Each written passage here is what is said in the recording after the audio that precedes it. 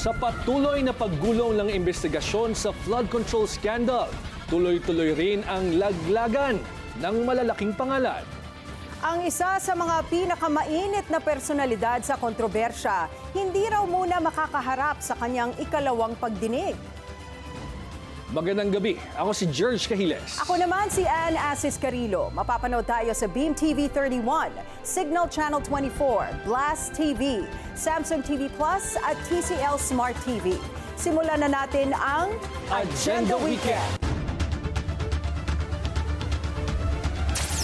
Ikalawang pagdinig ni former House Speaker Martin Romualdez sa ICI postponed. Ang dahilan, alamin. Curly Discaya mananatili pa rin sa Senate custody matapos tablahin ng korte ang kanyang petisyon. BBBM wala raw ginagawa ayon kay VP Sara. Palasyo, may banat din sa bise. Signal number 2 itinaas na sa ilang bahagi ng bansa dahil sa bagyong Ramil. Libo-libong pasahero stranded sa mga seaport. Golden Boy Carlos Yulo hindi raw maglalaro sa 2025 Southeast Asian Games. At umano'y baby bump ni Bea Alonzo. Usap-usapan sa social media.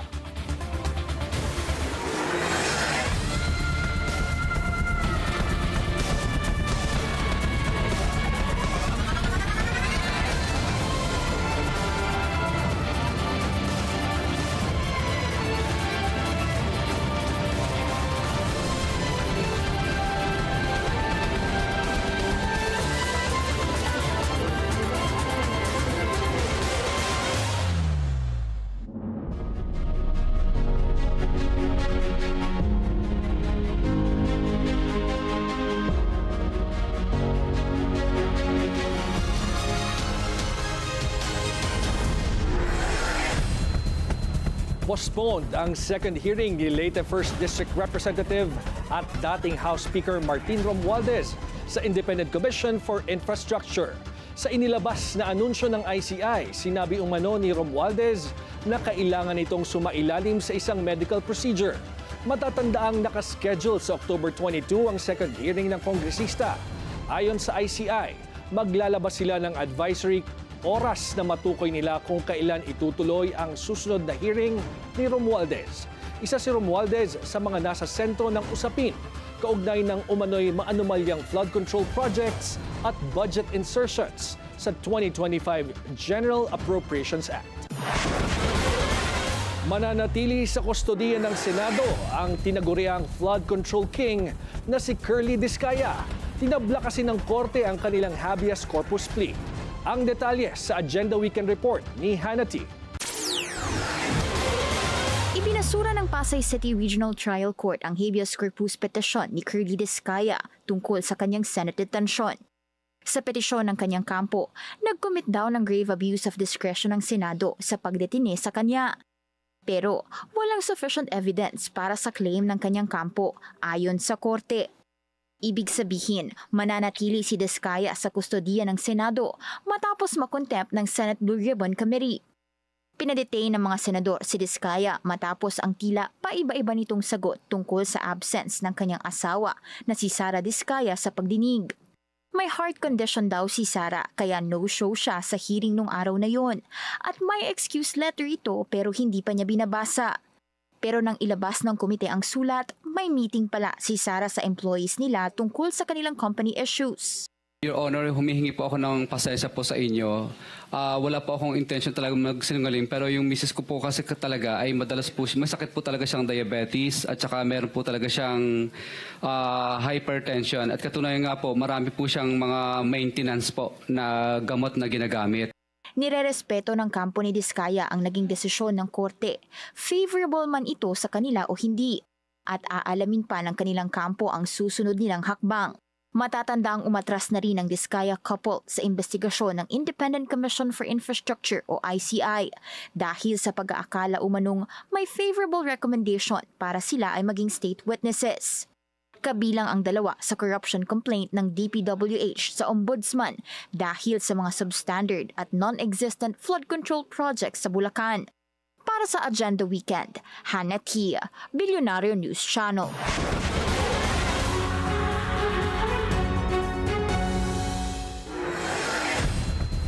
Kasunod ng kaliwat kanang apela ng kampo ni FPRRD na hindi ito fit to stand trial sa ICC, ipinag-utos na ng pre-trial chamber ang medical examination sa dating Pangulo.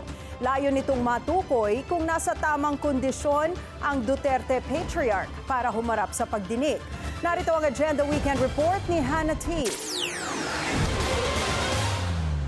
Unfit nga ba si dating Pangulong Rodrigo Duterte para litisin ng International Criminal Court? Yan ang isa sa mga kailangang sagutin habang nasa detention si Duterte. Kaya iniutos na ng ICC ang medical examination para sa kanya. Panel ng independent experts sa forensic psychiatry, neuropsychology at neurology ang naatasang mag-assess sa kondisyon ni Duterte at magrekomenda ng mga kinakailangang special measures sa mga nakatakdang pagdinig. Inaasahang makapag-report ang panel na ito sa October 31 at may karapatang mag-comment ang defense at prosecution hanggang November 5. Layo ng medical exam protektahan si Duterte sa isang fair trial. Matatandaang unanimously, dininay ng ICC ang request ng kampo ng dating Pangulo sa kanyang interim o temporary release. Ilan sa mga dahilan ay ang pag-undermine umano ng kanyang pamilya sa korte na naniniwalang siya ay kinidnap at hindi inaresto. Sabi pa ng ICC noon, posibleng flight risk si Duterte, lalo na't malawak ang impluwensya nito na anilay may history of threatening witnesses. Una na ring inilahad ng kanyang pamilya at mga kaalyado na harmless naman ang dating Pangulo. Noong Setyembre pa dapat ang confirmation of charges hearing nito pero pinuspone dahil sa naging request ng kanyang kampo dahil sa medical condition nito. May cognitive deficiencies na raw siya ayon kay Attorney Nicholas Kaufman. Impaired na raw ang kanyang memorya at hindi na kayang makapag-retain ng impormasyon tungkol sa nangyayari sa kanyang paligid. Si Duterte, na ngayon 80 years old na, ay inaresto noong Marso dahil sa crimes against humanity kaugnay ng kanyang madugong kampanya kontra droga. Para sa Agenda Weekend, Hannah Tia, Bilyonaryo News Channel. Pension no more? Pinag-aaralan ngayon ng AFP na tanggalan ng pensyon ang mga retiradong opisyal na mapapatunayang pasimuno o nakikiisa sa umano'y kupla at laban sa gobyerno. Hindi raw nito binabakura ng free speech pero paalala nila, mayroon din itong limitasyon. Narito ang Agenda Weekend Report ni Ivy Reyes. We're also humans. We also have our own opinions. And ito pong nangyayari sa bayan, meron din po kaming sariling pananaw namin tungkol dito. But as we embrace the profession of arms, the regimented life, we have also waived our right to free and open speech. Nanganganib na matanggalan ng pensyon ng mga retired officials ng Armed Forces of the Philippines kung mapapatunayang nagpapakalat ng fake news o nanghihikayat na mag-aklas laban sa administrasyon. Ayon sa AFP, pinag-aaralan nila kung pwedeng isailalim pa sa court-martial ang mga retiree. Our state stand on this is that we will not will be taking this sitting down. No, we will take the proper legal actions po, no, sa mga ganito. Ang Armed Forces of the Philippines po, tuloy-tuloy po kami, no, na nakafocus sa aming mandato at sa aming trabaho. And hindi po namin i-allow na meron nga pong ibang entities that would shift our focus from what we are doing. Bagamat civilian na ang status ng mga ito, pagdidiin ng sandatahang lakas. Nang pumasok sila sa hanay, may sinumpaan silang tungkulin na sumunod sa mandato ng AFP. Ibig sabihin, hindi raw sila basta-basta pwede magsalita ng laban sa gobyerno. Civilian nga po yung category nila. So, but ito nga pong sabi natin, since nagre-receive po sila ng pension, pag-aaralan po natin kung how this will fall into play. So pwede silang mawalan ng pension, ganun po ba yun? If the legal channels determines that this is so, then we will follow.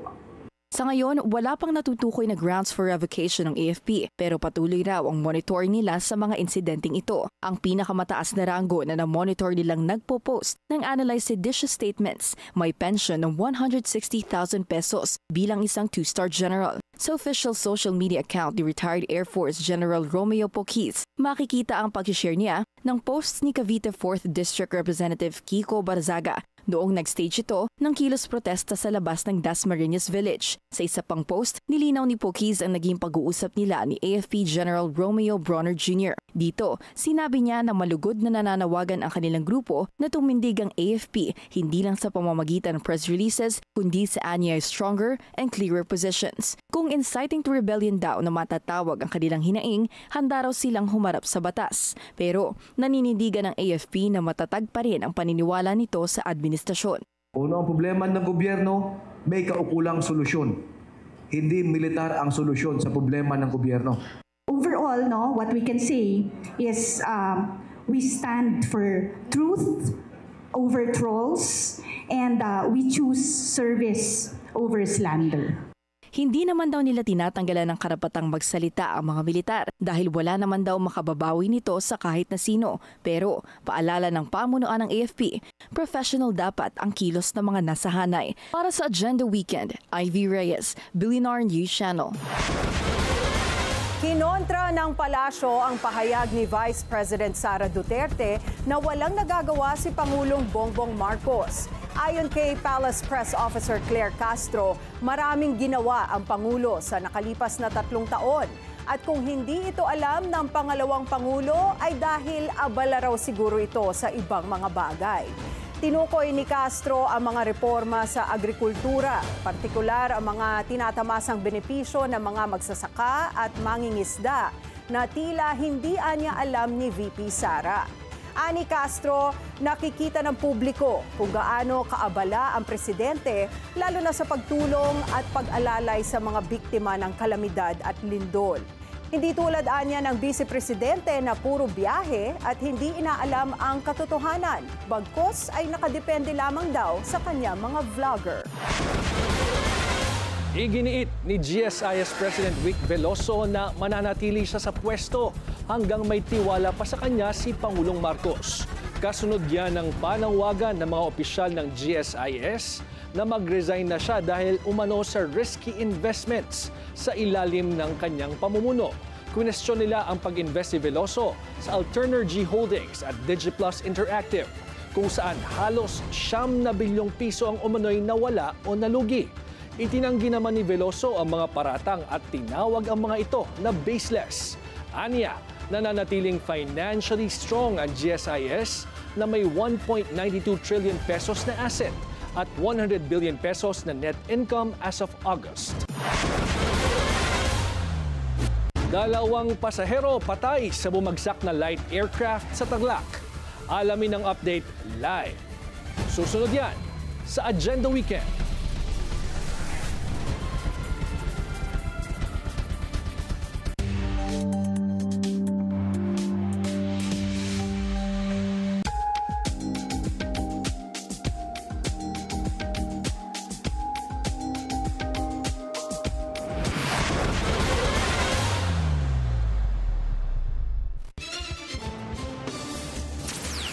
Traffic check muna tayo ngayong Sabado sa Marcos Highway. Moderate ang daloy ng mga sasakyan. Sa kabila ng mga kontrobersya, patuloy raw ang umano'y top-to-bottom sweep ng DPWH sa ahensya. Pero panawagan ng isang kongresista, hindi sapat ang tanggalan sa pwesto kung hindi aalisin ang mismong ugat ng korupsyon. Narito ang Agenda Weekend Report ni Joash Malimban. Sa kabila ng pagre-resign ni former DPWH Undersecretary Ary Perez, magpapatuloy raw ang investigasyon sa kanya, ayon kay DPWH Secretary Vince Dizon. Sa isang panayam sa On Point ng Billionaire News Channel, inilahad ni Dizon na agad na nagpasa ng kanyang irrevocable resignation ang dating Undersecretary matapos ilaglag ni Batangas 1st District Representative Leandro Leviste ang kanyang pangalan sa mga umano'y appointees ng kalihim na kung hindi contractor mismo, either may connection sa mga ito o tumatanggap mismo ng mga kickback. Ayon kay Dizon, ayaw umano ni former Yusek Perez na maging balakid sa mga ipinatutupad na reforma sa loob ng ahensya. Kaya kahit wala pa raw malinaw na ebidensya sa mga naging alegasyon, pinili nitong magbitiw sa pwesto. Resignation, Pinky, is a personal decision. It's a personal decision. You know, it's a and I think it is in fairness to him, I know very few people in government that actually resign just like that, because he doesn't want to be a burden. No, and I think that is something that we should take into account. Dagdag pa ni Dizon, hindi siya nag-aalala sakaling may iba pa siyang appointees na madawit sa kontrobersya. Paninindigan ng kalihim, top to bottom ang ginagawang paglilinis sa hanay ng ahensya at wala umanong sisinuhin kung mayroon mang mapatutunayan na lumabag sa batas. Am I worried? Not really, because I've been in government for so long to understand that this is just how it is. Unfortunately, no, it is how it is. But it comes with the territory. Once you occupy a public position, open book and you're always under the microscope. And I told simply, we focus on the job and let's just make sure that we follow regulation, follow the law. That's it. Una nang ipinanawagan ni Congressman Leviste na bukod sa pagtapya sa budget ng flood control, dapat ding tingnan ng ibang umano'y overpriced projects ng DPWH na source din umano ng korupsyon at kickbacks. Aniya, kahit ilan pa ang mag-resign na opisyalis ng ahensya, walang magbabago kung hindi i-overhaul ang sistema, lalo na sa pagpapasa ng 2026 national budget. Para sa Agenda Weekend, Joash Malimban, Billionaire News Channel. Kakasuhan na ng AFP ang nagpapakalat ng impormasyon na mayroon umano silang 15 billion peso ghost military projects. Muling iginiit ng ahensya na paninira lang ito sa sandatahang lakas ng Pilipinas. Ang detalye sa Agenda Weekend Report ni Ivy Reyes. Bukas ang Armed Forces of the Philippines na bisitahin ng alinman sa kanilang tanggapan para patunayan na kabulaanan lang ang umano'y 15 billion pesos worth of ghost projects sa AFP. Yan ay matapos kumalat ang ilang social media posts na nagdadawit umano sa sandatahang lakas ng Pilipinas sa mga may maanomalyang proyekto ng pamahalaan. Hindi po ito AFP fund, hindi po ito AFP project. Recipient lamang yung AFP. And of the more than 900, 600 plus have been completed and turned over to us. Plano ring sampahan ng kaukulang legal action ng AFP ang anilay nagpapakalat ng paninirang puri sa sandatahan. Ayon kay Rear Admiral Roy Trinidad, pamumulitika lang ang pagdawit sa AFP sa flood control scandal. If we will call for a change of government just because may fake news, baka naman kaya may ulterior motive tayo o yung sumusuporta sa atin. Kung may political problem, logic will dictate ang kailangan political na solusyon, hindi militar. Kung may problema sa project implementation, yung ghost project, ang tamang solusyon, tamang project management plan. Hindi militar dapat ang pumasok at palitan yung buong gobyerno. Nauna ng tawaging baseless at malicious allegations ni AFP General Romeo Bronner Jr. ang isyong ito. Sa isang kolon, sinabi ni Bronner na walang ghost infrastructure projects sa ilalim ng kanyang pamamahala. Pinahihina raw kasi ng fake news ang institusyon kaya't hindi raw palalampasin ng AFP ang paninirang ito. Ang TICAS projects o tatag ng infrastruktura para sa kapayapaan at seguridad ay nasa ilalim ng Department of Public Works and Highways. Ayon sa AFP, taga-request at suggest lang sila ng kung ano ang dapat ipatupad na proyekto sa mga kampo. Pero wala silang kinalaman sa procurement at implementation ng mga ito. Hindi rin daw tinotolerate ng AFP ang korupsyon kaya hindi ito gumagawa ng anumang under-the-table arrangement o tumatanggap ng kickback o komisyon. Matatanda ang iminungkahi sa budget deliberation ng Defense Department na ilipat na sa DND ang 3 billion peso budget para sa mga kukumpletuhin pang TICAS projects. Para sa Agenda Weekend, Ivy Reyes, Billionaire News Channel. Nasa mahigit 10 seaports sa Calabarzon ang pansamantalang inihinto ang operasyon kasunod ng paghahanda sa hagupit ng Bagyong Ramil. Kabilang dyan ang ilang seaports sa Quezon tulad ng Real, Polillo, Infanta, Atimonan at Gumaca. Sa pinakahuling tala ng Philippine Coast Guard, nasa mahigit 3,000 katao ang stranded sa ilang port sa Bicol, Southern Tagalog, Eastern Visayas at Northeastern Luzon. Samantala, sinuspindi rin ang ilang klase sa Camarines Norte at Quezon Province ngayong araw. Kaugnay niyan, makakausap natin si Pag-asa Weather Specialist Robert Badrina. Magandang gabi, Robert. Ano na yung update kay Bagyong Ramil? Magandang gabi po. Magandang gabi sa lahat ng mga tagapakinig natin. Yung sentro ng Bagyong Ramil ay naglandfall na po sa bahagi ng Gubat, Sorsogon. At wali itong namataan dito sa may katubiganan ng Gubat, Sorsogon. At ang kanyang lakas ay nasa 65 kilometers per hour malapit sa gitna.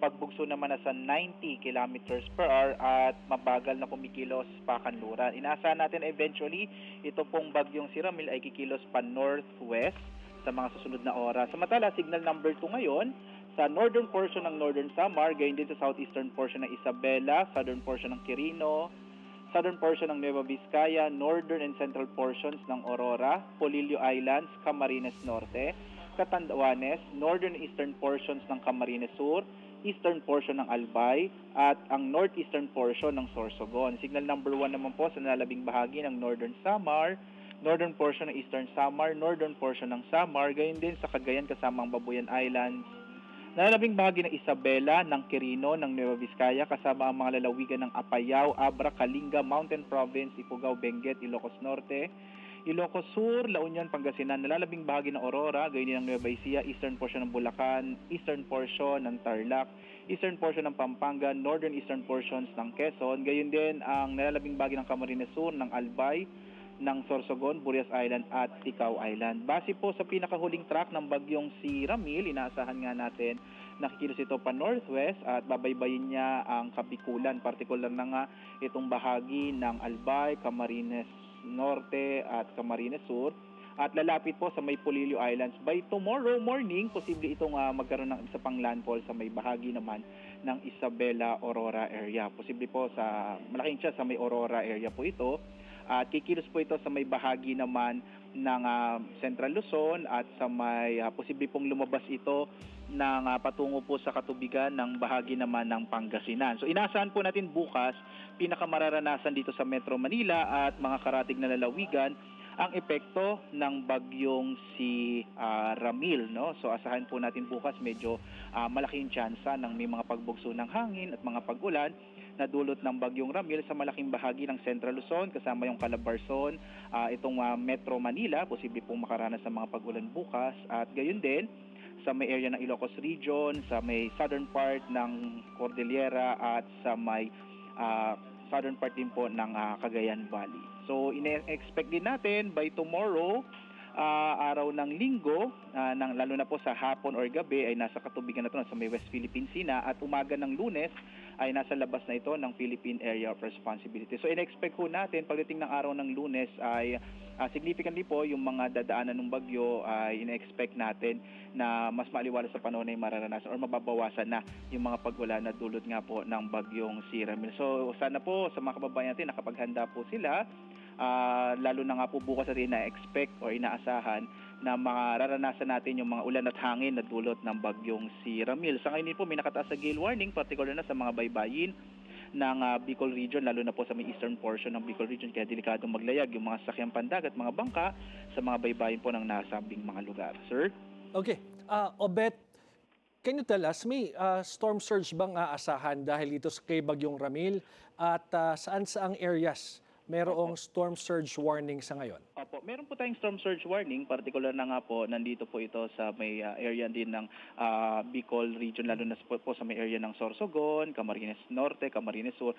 Nasa 1 to 2 meters po yung possible na laki ng alon. Lalo po kadalasan kasi nangyayari po yung storm surge natin kapag tumatama na po sa lupa yung bagyo po, like in this case si bagyong Ramil, kasi tinataas niya po, or dahil po sa dala niyang hangin ay tumataas kaysa sa normal yung mga alon sa may dalampasigan. Oo, kaya importante na yung mga kababayan natin na sa baybayin ay lumikas kapag dadaanan ng bagyong yan. So, Obet, sorry, kapag panahon naman ng nitong bagyong itong Obet, kasi pag exit, sabi mo by Monday, baka mas maganda na yung panahon. Yes, pero baka may aasahan pa tayong iba pang mga weather disturbances in the coming days? Opo, sa ngayon naman po wala pa tayong bagong namomonitor, no? So again, in-expect pa rin natin almost halos may 2 buwan pa tayo, no? November, halos nasa kalahati pa lang tayo ng Oktubre.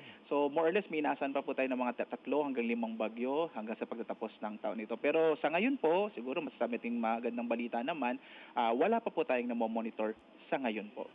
Okay, so magandang balita yan sa may mga plano sa mga susunod na araw after Monday. Pero baka may mga paalala pa kayo, Obet, sa ating mga kababayan. Lagi po natin pinapaalala, sir, no, lalong-lalo na sa mga kababayan natin na nakatira sa mga coastal areas, no, sana po kung kailangan lumikas na at higit sa lahat sumunod po sa mga abiso ng ating mga local government unit kasi sila po talaga yung ating first line or mga frontliners pagdating sa pag-response lalo na sa mga phenomenon po kagaya nito, kagaya ng bagyo. At laging makinig at sumunod sa mga payo ng ating pamahalaan. Maraming salamat, Pag-asa Weather Specialist Obet Badrina. Maraming salamat po. Magandang gabi. Bukod sa storm signals, isa rin ang gale warning sa mga abiso ng Pag-asa sa nagbabadyang bagyong Ramil. Para saan nga ba ang mapaalalang ito? Alamin sa Agenda Weekend Report ni Just Ignacio. Malapit na sa northern eastmost portion ng Samar ang sentro ng bagyong Ramil na may international name na Fengshen. Taglay nito ang 75 kilometers per hour na hangin na posibleng umabot sa 90 kilometers per hour. Kumikilos ito pa west-southwestward sa bilis na 20 kilometers per hour. Nagtaas na rin ng gale warning ang Pag-asa sa mga karagatan sa eastern seaboards ng southern Luzon na 2.8 hanggang 4.5 meters.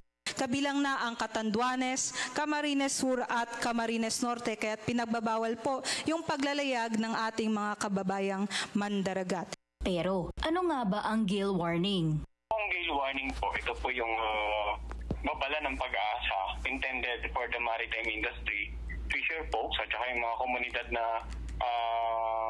malapit sa tabing dagat or yung mga coastal community para maging aware po sila na ang isang weather system, either papalapit na bagyo or yung amihan or habagat na may dalang malalakas na hangin ay posibleng magdulot ng maalon hanggang sa napakaalong karagatan within the next 12 to 24 hours. Ayon kay Christopher Perez ng Pag-asa, ibig sabihin pa nito kapag itinaas na ang gale warning, hindi na favorable o ligtas ang kondisyon ng laot para sa sea travel. Ang pinakalayunin naman ng gale warning ayon kay Perez. The purpose is that to warn yung mga mariners about the rough to very rough sea conditions which are not favorable for sea travel sa mga different certain types of vessel po. Katulad na lamang anya nito ng mga maliliit na bangka na naghahatid ng mga pasahero mula sa isla patungo sa isa pang isla o di kaya'y naghahatid ng kanilang mga serbisyo. Kadalasan anya sa mga ito ay hindi stable ang mga bangka at delikadong gamitin sa mga rough to very rough sea conditions. Paliwanag ni Perez, itinataas ang gale warning oras na maabot nito ang specific na lakas ng mga pagbubugsong hangin dala ng masamang panahon. Usually, kapag ang inaasahan nating lakas ng hangin na magpe-prevail within a 12 to 24 hours period ay umabot po ng hanggang 3 kilometers per hour. Ang lakas po ng hangin, kapag sustained, ang effect nito sa offshore sea conditions ay yun nga, maalon hanggang sa napakaalong karagatan with possible wave heights of up to more than 4.5 meters. Dagdag pa ni Perez, importante na malaman ng ating mga kababayan ang importansya ng pagtaas ng gale warning ng Pag-asa. Well, unang-una po, ang bansa natin, archipelagic country, where consists of so many islands to the point the transport of products and services are usually done by sea travel. And then kung magbibigyan natin ng abiso na in the next 12 to 24 hours, as early as the hour period na magkakaroon ng rough to very rough sea conditions, then we can possibly avoid the loss of life and then source of livelihood. Sa ngayon, posible raw umabot sa higit 4.5 meters ang taas ng alon na maidudulot ni Bagyong Ramil. Sinabi rin ng Pag-asa na kapag may paparating na bagyo, hindi lang anya ang offshore waters ang nagiging unfavorable para sa sea travel dahil naglalabas din sila ng storm surge warning para naman sa mga kababayan nating nakatira malapit sa dalampasigan. Para sa Agenda Weekend, Just Ignacio, Billionaire News Channel. Dead on arrivals ospital ang piloto at pasahero ng isang bumagsak na light aircraft sa Concepcion, Tarlac. Ang karagdagang detalye sa Agenda Weekend Report ni Gracie Rutaw ng Abante nag-uulat ng live. Mula sa Pampanga, Gracie, natukoy na ba ang sanhi ng aksidenteng yan? George, sa ngayon ay patuloy pa rin ang investigasyon ng mga otoridad kung ano ang sanhi ng naturang plane crash. Patay nga ang 2 pasahero ng isang bumagsak na ultralight plane sa Concepcion, Tarlac kaninang tanghali. Parehong taga Pampanga ang isang lalaki at isang babaeng sakay ng eroplano. Kwento ng mga residente ng barangay Panaliksikan.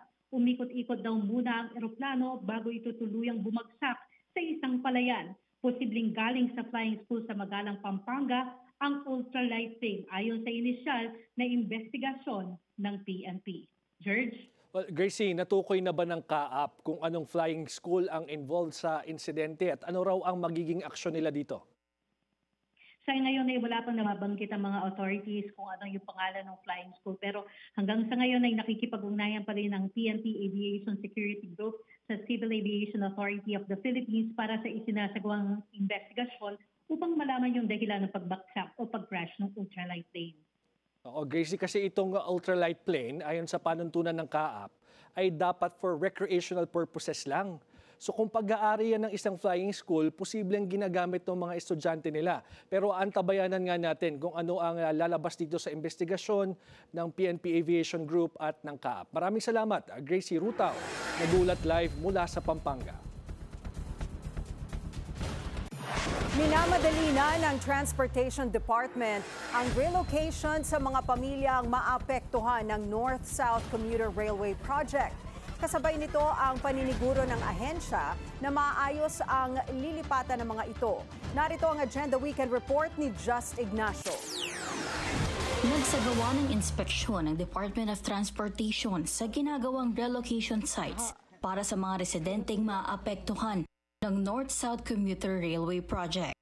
Kasama ni Transportation Assistant Secretary for Right-of-Way and Site Acquisition, IC Calaguas, si National Housing Authority, Representative Attorney John Bernardo, upang matiyak na on track ang construction ng mga pabahay. Ano pong status nito? Nakapag-relock na po tayo dito ng 272. From 312 po. Yung meron pong mga kino-complete pa po? Meron pa po. Bali, yung po kasing last natin na 121 po, ano na lang po yan, on repair na lang po kasi power and water. Kasi hindi po pwedeng ma-complete, ma'am, kung wala pong ticket. Opo, hinihintay lang po na lipatan kasi po ninanakaw po kapag tama po. Nitong Martes, sinabi naman ni DOTR Acting Secretary Giovanni Lopez na pinabibilis na nito ang konstruksyon ng mga relocation sites. Hi, hello po. I'm Shirley.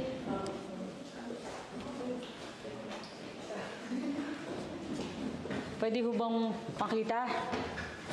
So, ang standard unit po is isang room. Yes po, isang room. Dapat din daw matiyak na kumpleto ito ng tubig, kuryente at iba pang basic necessities. Ayon sa DOTR, aabot sa mahigit 1,000 informal settlers ang ire-relocate sa Barangay Panipuan at Kalulot sa San Fernando City at Mexico, Pampanga. Nakatakda namang lumipat ang nasa 120 families sa Barangay Panipuan sa San Fernando sa November 15, habang nasa halos 300 pamilya naman ang susunod sa August 2026. Sa 2027 naman ang mga matitirang pamilya. Pinabibilis na rin ng DOTR ang relocation effort sa Angeles City, Pampanga para sa mahigit 600 pamilya. Gayon din sa Kalumpit, Bulacan na may 648 families naman ang lilipat. Para sa Agenda Weekend, Just Ignacio, Billionaire News Channel. Prince Andrew ng Britain bumaba sa royal duties. Duke of York title isinuko. Susunod yan sa Agenda Weekend.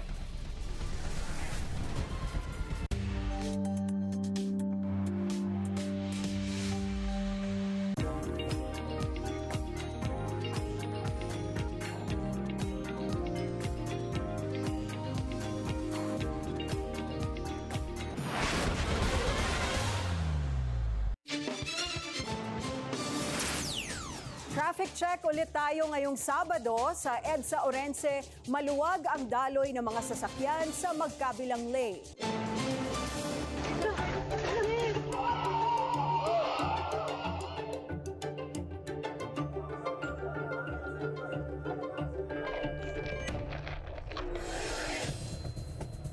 Mahigit 2 linggo matapos ang magnitude 6.9 na lindol sa Cebu, hindi pa rin naibabalik sa normal ang sitwasyon sa lugar. May pansamantalamang nasisilungan, tila isang kalbaryo naman sa mga residente roon tuwing masama ang panahon. Ang detalye sa Agenda Weekend Report ni Mary Ann Uy. Agabi isidod sa mga barangay, ma'am. Bagong lipat ang pamilya Pestaño sa Bayanihan Village. Umaga, parang nasa normal lang nilang tahanan habang naglilinis ng paligid. Si Ryan, kinamusta agad ang kanyang pamilya. 2 pamilya sila na nasa Bayanihan Village. Tiningnan niya ang sitwasyon dahil sa unang gabi nila, tumutulo ang tubig mula sa butas ng bubong dahil sa ulan. Ayon kay Ryan, importante sa kanyang pamilya na may masisilungan. Isa lang sila sa mga pamilyang walang normal na tirahan ngayon dahil sa sinkhole. Subalit ani Ryan na isang construction worker, hindi habang buhay na mananatili dito ang kanyang pamilya. Ayaw niya rin daw maging pabigat sa gobyerno. Dila sa taingon nga mag-focus lang dito sa tabang sa atong gobyerno kay lisod sa kayo. Di balalim ning trahedya karon nga atong sa taman. Lisod gid muna nga. Salamat sa tanan. Tuloy sa Dios nasalbag gitaon. Wag gitay no sa samua. Naabutan din natin itong mga magkakapitbahay sa Bayanihan Village habang pinag-uusapan ng layo ng kanilang mga comfort room na tila isang problema tuwing gabi at kapag masama ang lagay ng panahon. Lagi niya kwarto mga bata. Bukas gabi.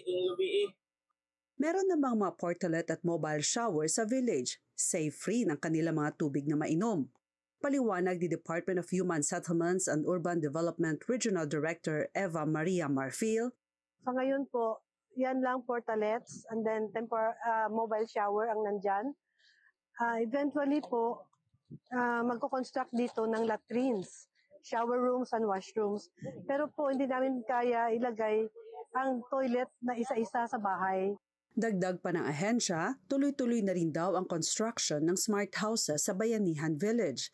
Kaya kung may mga problema sa bubong, lalo na kung umuulan, maiging maipaabot agad sa kanila para agad na maaksyonan. Maliban sa pansamantalang matitirhan, tuloy-tuloy rin ang ayuda ng Department of Social Welfare and Development sa 254 families na nasa loob ngayon ng Bayanihan Village. Para sa Agenda Weekend, Mary Ann Uy, Billionaire News Channel 7. Habang patuloy na ginagamit ng pamahalaan ng artificial intelligence at iba pang makabagong teknolohiya, may babala ang isang global strategist. Ayusin muna raw ang sistema bago mag-digitalize. Ang detalye sa exclusive agenda report ni Paulo Barcelon. Babala ni Digicon 2025 keynote speaker Dex Hunter Toric, hindi lulutasin ng teknolohiya ang mga problema ng isang bansa kung sira na ang mga pundasyon nito. Sinabi ng dating executive ng Meta, SpaceX at Google sa Billionaire News Channel na ang mga bansang umaasa lang sa digitalization ng lumang sistema ay mapag-iiwanan sa isang mundong sumesentro na ngayon sa innovation. I think the societies which do opt for that more ambitious, harder path, they will be the ones who truly are successful in every way, including economically. If you want to be, a country, a community, an industry that leads the world in the next chapter, you are in a huge competitive fight now with companies and societies all over the world who will have access to the same technologies. Mula sa mga protesta sa Indonesia at Nepal, hanggang sa flood control scandal dito sa Pilipinas, lumalalim ang mga pagsubok sa pamumuno sa Asia. Kaya ayon kay Hunter Toric, dapat gamitin ng mga gobyerno ang teknolohiya hindi lang para sa pagpapabago, kundi sa paglilinis ng mga korap at makalumang sistema. You need to really think how much within my organization, in my society, in my community, how much is actually being done right now in a quite wasteful way? What is inefficient? What is being done in a bureaucratic way? We should be using AI to attack every single one of those problems because ultimately it's all about speeding things up. It's about meaning how can I get my people's imaginations and potential focused on the right things sooner?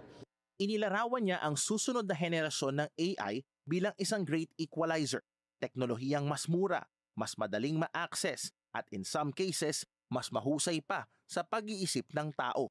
You're going to get access to intelligence that will be ubiquitous, will be affordable, will be in many cases superior to existing human institutions and workers. And this is the challenge. We need to be taking the future really seriously and moving really fast now to think, how do I get those capabilities as quickly as possible? Pero giit ni Hunter Toric, walang silbi ang makabagong teknolohiya kung mahina ang sistema ng pamahalaang magpapatupad nito. To have that ethical future, we need to rapidly increase the understanding of what AI might do well, but also what it might do badly, and then really have the systems in place to actually make then the right decisions where you're balancing against a range of probabilities.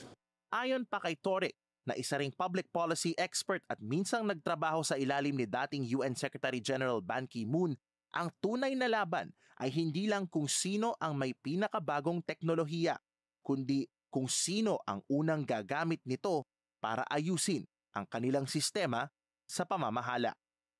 Para sa Agenda Weekend, Paulo Barcelon, Bilyonaryo News Channel. Dagdag na 6 na bilyong pisong pondo ang kakailanganin ng Commission on Higher Education para sa college tuition ng mga 4-piece graduate. Saan kaya kukunin ang budget? Yan ang Agenda Weekend Report ni Dexter Ganibe ng Abante. Aabot sa higit 400,000 na mag-aaral na nakapagtapos sa high school sa tulong ng 4-piece program ng gobyerno ang posibleng matengga ng makamit ang kanilang pangarap na makatuntong sa kolehiyo at magkaroon ng diploma. Sa pagdinig ng Senado ng panukalang budget ng Commission on Higher Education, sinabi ni CHED Chairperson Dr. Shirley Agropis sa inaprobahan ng DBM na panukalang budget ng CHED ay hindi na naisama para sa tertiary scholarship program ang mga 4-piece graduates. Sa komputasyon ng CHED, mangangailangan sila ng dagdag na 6.6 billion pesos para sa mga bagong benepisyaryo ng libreng kolehiyo sa susunod na taon. Bagay na suportado ng Senado. Para sa akin, pipilitin ko talaga na mabigyan din ng 6 billion. Kasi yan yung isa sa mga gusto nating mga proyekto para umabot tayo doon sa 4% GDP ang education.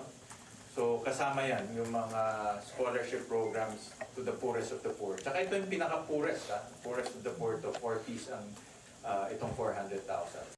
Sisikapin na niya ng Senado na mahanapan ng budget mula sa ibang ahensya. Kung dati kasi anya ay nasa 10% lang ng mga 4-piece beneficiaries ang nagtutuloy sa kolehiyo, ngayon umangat na sa halos 40% kaya marapat lang na suportahan. Pero hindi anya maaring kunin mula sa flood control budget ang pondo. May mga nakikita kaming mga agencies na pwede namin pagkunan. Sabi ko ito before, may mga agencies na hindi naman attuned to the times or hindi na responsive sa mga pangangailangan natin. So yun yung mga possible na pwede namin pagkunan. Pinaparemedyohan naman ng Senado sa CHED na makapag-liquidate na ang mga higher education institution kung saan idinaan ang tulong ng gobyerno para sa mga mahihirap na estudyante. Umabot na kasi sa higit 20 billion pesos ang hindi pa naliliquidate na naipon na sa nakalipas na 3 taon. So ang way forward doon from CHED, diretso na sa bata. Challenging lang kasi we're talking about 900,000 na mga bata. Pero kaya naman. Kaya naman kasi decentralized naman ang CHED. But mas maganda pa, diretso na sa bata. Yung bata pupunta sa CHED, doon na lang magsasubmit ng kanilang requirements. Target ng Senado na masimulan ang plenary debate sa 2026 budget sa pagbabalik ng regular session sa Nobyembre. Para sa Agenda Weekend, Dexter Ganibe, Abante! Dumayo ang ilang pet owners at animal rescuers sa Luneta para sa libreng neutering services na hatid ng isang animal welfare group. Silipin natin yan sa Agenda Weekend Report ni Elijah Bonzo.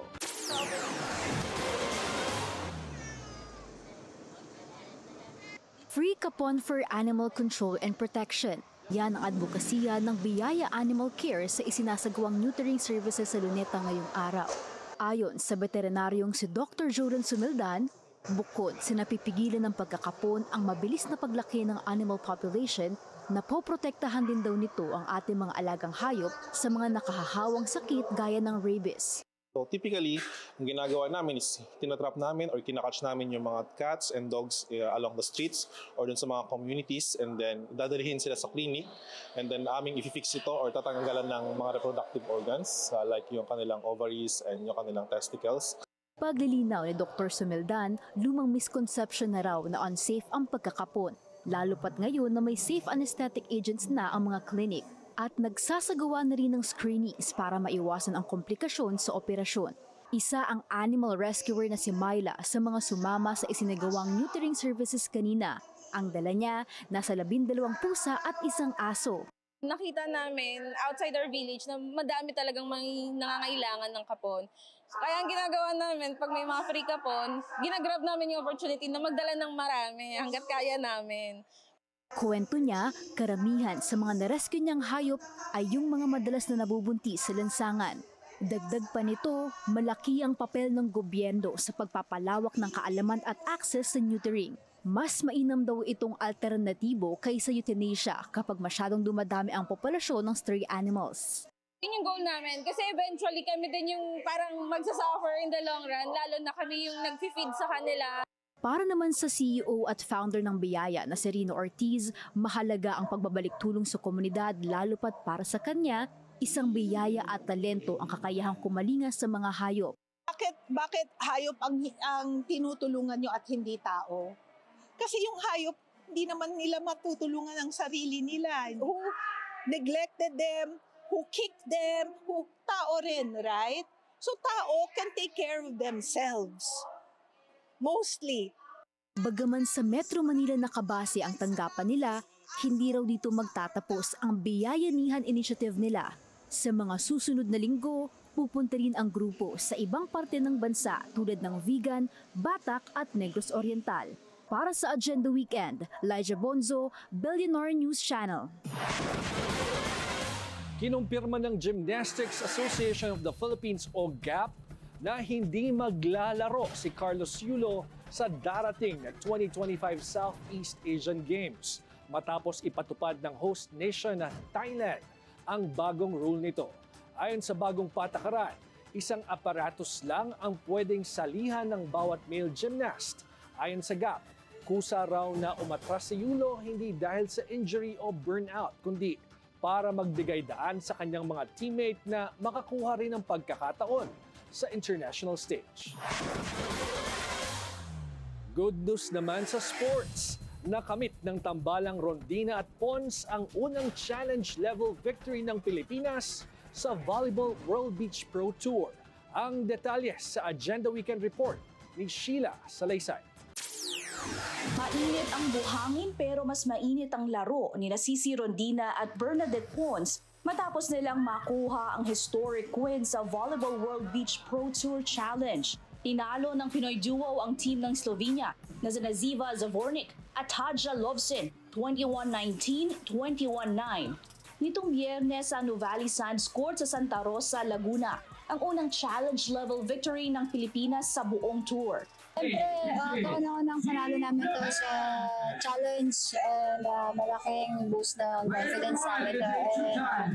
Ayun, masaya kasi nanalo din sa host country natin. May 5 level ang Beach Pro Tour, Futures, Challenge, Elite 16, Finals at World Championships. At ngayon, nasa 2nd level na sina Sisi at Pons. Kaya naman lubos ang pasasalamat ng dalawa. Siyempre sa lahat ng mga nandito na nag-support at sa lahat ng mga nanonood, sobrang grateful kami sa lahat ng supportan nyo. Sobrang laking bagay yung sigaw nyo sa bawat puntos na nagagawa namin. Samantala, hindi pinalad sina Clay Orillanera at Jen Eslapor matapos matalo sa USA na sina Tegan Van Guns at Piper Furch, 19-21, 11-21. Gayon din sina Sunny Villapando at Dij Rodriguez na natalo sa Japan na sina Sakura Ito at Mayu Sawame, 18-21, 25-27. Matapos maubos ang kalamangan sa ikalawang set. Haharapin ng Pinay pair ang Switzerland na sina Annick, Niederhauser at Ventel. Kapag nanalo diretsong round of 16 agad, isang malaking hakbang para sa Alas Pilipinas. Para sa Agenda Weekend, Sheila Salaysay, Billionaire News Channel. Isinuko na ni Prince Andrew ang kanyang titulong Duke of York matapos ang isang pagpupulong kasama si King Charles III. Kasunod yan ng pagkadawit ng kanyang pangalan sa umano'y Epstein Files ng kontrobersyal na si Jeffrey Epstein. Sa isang pahayag na inilabas ng Buckingham Palace, nakakadistract na umano sa trabaho ni King Charles at ng royal family ang patuloy na pagkasabit ng pangalan ni Andrew sa issue. Bukod sa kanyang Duke of York title, isinuko na rin ni Andrew ang kanyang titulong Order of the Garter at hindi rin daw siya dadalo sa Christmas celebrations ng kanyang pamilya sa Sandringham ngayong taon. Isang sundalo, public servant at peacemaker. Ganyan inilarawan ng kanyang pamilya at mga kaibigan si former Executive Secretary Eduardo Ermita. Sa kanyang pagpanaw sa edad na 90, balikan natin ang kanyang iniwang legasiya. Narito ang Agenda Weekend Report ni Hannity. Pumanaw na si dating Executive Secretary Eduardo Ed Ermita sa edad na 90. Sa isang Facebook post, inanunsyo ng kanyang pamilya na namayapa siya ngayong araw, alas 8 ng umaga. Papa o Lolo Ed ang turing ng kanyang pamilya sa kanya, na anilay source of wisdom, strength, and unconditional love. Naglingkod si Ermita bilang Executive Secretary sa termino ni dating Pangulong Gloria Macapagal Arroyo mula 2004 hanggang 2010 at nakilala siya sa pagiging kalmado, soft-spoken at disiplinadong liderato sa gobyerno. Bago pumasok sa Malacanang, naging Batangas 1st District Representative si Ermita sa Kongreso mula 1992 to 2001 at kalaunay pinangunahan din ang Defense Department. Mula sa pagiging miyembro ng Philippine Military Academy Class of 1957, umangat siya sa ranggo na AFP Deputy Chief of Staff mula 1986 hanggang 1988 at nagkaroon ng mahalagang papel sa national security at peace talks. Katunayan, noong 2023, tumanggap siya ng Gawad Kapayapaan Award para sa mga kontribusyon sa peace process sa pagitan ng gobyerno at MNLF o Moro National Liberation Front. Nagpasalamat si Batangas Governor Vilma Santos Recto sa naging dedicated service ni Ermita sa bansa. Ikinalungkot naman ng OPAPRU o Office of the Presidential Advisor on Peace, Reconciliation and Unity ang naging pagpanaw ng retiradong general. Inalala nila ang brave and bold acts of service ni Ermita na noong 1984 ay sinuong ang mga kagubatan sa Basilan para sa isang peace mission sa MNLF. Naging daan daw ito sa peace negotiations ng gobyerno. Noong 1992 naman, pinangunahan niya ang delegation na nagkumbinsi kay MNLF Chairman Nurmi Suari para makipagnegosasyon. Dahil sa tiwala, nabuo ang 1996 Final Peace Agreement na naging milestone sa peace process ng Bangsamoro. Sa panahon din ni Ermita bilang Executive Secretary na issue ang isang executive order para kilalanin ang culture of peace at mga konsepto at value nito sa basic education at teacher training programs sa Pilipinas. 8 oras matapos ang pagkamatay ni Ermita, sinundan siya ng kanyang eldest brother na si Dr. Crisogono Ermita na may ranggo na colonel sa Philippine Navy. Alas 4 ngayong hapon, siya naman ang pumanaw. Kilalang malapit sa isa't isa ang magkapatid na parehong naging sundalo.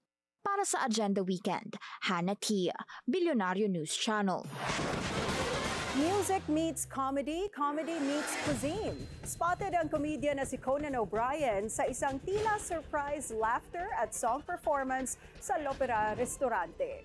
Sa video, spotted si O'Brien na nakikipag-jamming sa Filipino musicians at inaawit ang Runaway na 1961 song ni Del Shannon. Ramdam sa performance ang enjoyable evening kasama ang ilang staff at customers ng nasabing restaurant. Nasa Pilipinas ngayon ang komedyante para sa filming ng scenes ng kanyang show na Conan O'Brien Must Go. Baby bump no more. Binigyang linaw na ng aktres na si Bea Alonzo ang viral footage niya kung saan itinuring siyang pregnant ng netizens. Sa video, kita ang advanced birthday surprise ng kanyang staff kasama ang kanyang boyfriend na si Vincent Ko nitong October 15. Sabi ng netizens, mukhang buntis daw ito dahil sa anggulo ng video at pagtatakip ng bouquet sa tiyan ng aktres sa isa namang picture. Pero sa isang Instagram post, nilinaw ng aktres na bad angle lang daw ang mga ito matapos ang isang amazing dinner. Glowing daw siya, not expecting. Anya, she feels grateful for another year. Nag-celebrate ang aktres ng kanyang 38th birthday kahapon, October 17. So ayan, malinaw na malinaw, hindi siya pregnant. Glowing, not expecting. Exactly. Bad angle lang naman daw. Minsan ang harsh na mga netizens eh. Pag medyo namali ka lang ng ng pag-post sa picture, pag malaki yung, buntis na, baka buntis. Huwag tayong judgmental masyado. Oo. Pabuti nilinaw yan. Yes. So she's not pregnant and happy birthday, Bea Alonzo. Yes, happy birthday, Bea Alonzo. Alam mo ba, na 68 days na lang, Pasko na! Talaga ba? Yes. Parang hinihila lang yung panahon, Lapit na. Konting tulog na lang. Konting tulog na lang and it's the most wonderful time of the year na ulit. At yan ang ating Agenda Weekend ngayong Sabado. Ako si Ann Asis Carilo. At ako si George Cahiles. Sa bawat issue may anggulo at ang balita may agenda.